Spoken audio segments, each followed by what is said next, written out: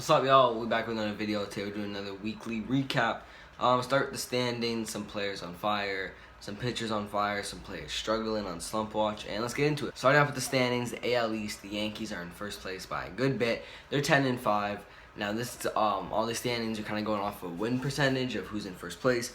Orioles are 7-7.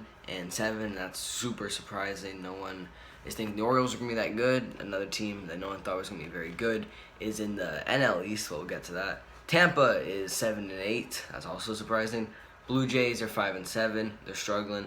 And Boston's 5-9. Definitely really struggling. That pitching is very weak. Going to the NL East. First place, Miami Marlins. Since they got back from having like 18 guys with COVID, they're 7-2 on the season. Pretty crazy. Second place is Atlanta. They're 9-6. Philly is 4-4. Now Philly has not played a lot of games this year. New York Mets are 6-9. Their bullpen's been losing a lot of games for them. And the Washington Nationals are 4-7. We're struggling. They just got Juan Soto back, but I mean they started slow last year. I don't know if they can have enough time to make a comeback in this competitive NL East. AL Central, the Minnesota Twins have looked really good, and they're in first place at 10-5. Second place is the Detroit Tigers at 7-5, which is kind of crazy. They are third place is Cleveland at 9-7. Chicago's 8-7. They need to turn it up a bit. And Kansas City Royals are 6-10. I didn't even realize until this point that the Tigers are 7-5 and only 1.5 games back of the Twins. So that's pretty crazy. NL Central, the Cubs are in first place. They're 10-3. They're playing a lot better than I was expecting them to play this year. Cincinnati Reds are 7-8. Castellanos, Bauer doing great for them. Cardinals are 2-3. The Cardinals have barely played baseball this year. Only 5 games. Compare that to the Cubs, like 13. So because they had players with COVID. Brewers are 5-7, and the Pirates are 3-12. That's the worst record in the league right now. I'm slightly a Pirates fan, probably my third favorite team, so I'm not too happy about that. AL West, the Oakland Athletics are in first place. I love to see that. They are 11-4. Second place is the Houston Astros, who are 6-8, 2 games below 500. They're 4.5 games back of the Athletics. Texas is 5-8. The Angels are 5-10, and the Mariners are 5-11. I've been saying this all year with this expanded playoffs, this 60-game season.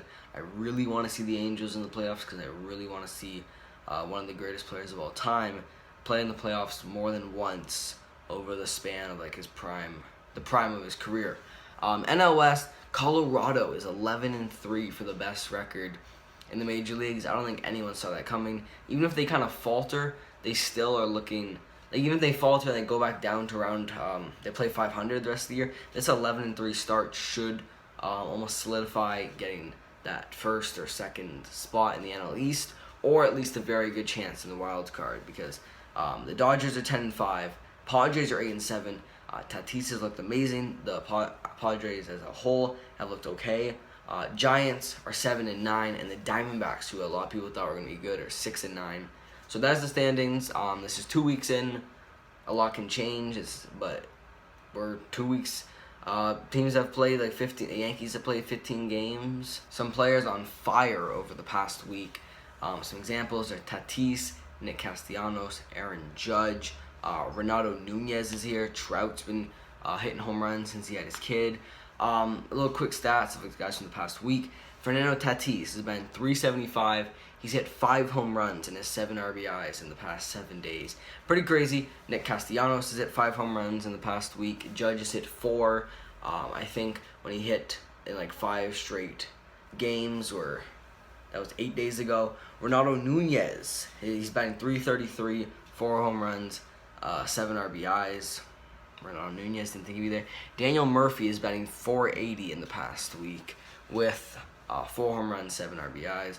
Lots of guys here. Byron Buxton hit 3 home runs in the last week. I was kind of looking through here. Verdugo hit 2. 2 days hit. Was that 2 days ago? It might have been 2 days. So he hit 2 home runs 2 days ago, and then hit 1 the day before that. Some pitchers on fire the past week. Number 1 has been Trevor Bauer. I've been watching his Inside the COVID season vlogs. They're on Momentum's YouTube channel. Look it up. Because of that, he's becoming one of my favorite pitchers because he's got going on like behind the scenes and showing us his personality and stuff like that, which we don't see a lot in baseball because it's not marketed very well. So I like him a lot more than I did before. He pitched 13 innings, had 19 strikeouts, had 2 wins, and a 0.69 ERA in his 2 starts in the past week. Pretty crazy. Framber Valdez of Houston had 17 strikeouts in 13 innings. Frankie Montas had 14 strikeouts in 14 innings. Aaron Savali had 14 strikeouts in 13 innings. Garrett Cole had 14 strikeouts in 11 innings. Corbin Burns had 13 strikeouts in 9 innings. Kershaw had 12 and 10. All these guys have very good ERAs. Like Frankie Montas, 0.64 ERA the past week. Chris Paddock, 11 strikeouts, 12 innings. 4.63 ERA. That's actually not that great. So yeah, pitching's looking pretty good this year. Some players struggling. Before it used to kind of be the Altuve, Springer, Bregman train of guys that were really struggling. Bregman's picked it up a bit more, but Altuve is still batting 177, as well as George Springer is batting 182.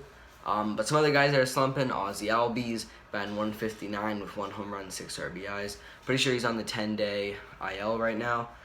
Eugenio Suarez is batting 120 with 2 home runs, 6 RBIs.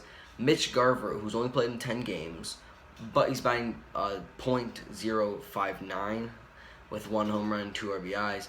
Nolan Arenado is batting .185, 3 home runs, 5 RBIs, and the Rockies are still the best team in the league right now. It's pretty crazy. Gary Sanchez has struggled this whole year. He was struggling down the stretch of last year. He's batting .186, 1 home run, 3 RBIs. Those are some of the guys struggling at the plate. Yeah, so there's the weekly recap. If you guys enjoyed the video, let me know. Give it a like, subscribe if you're new, and I'm out. Peace.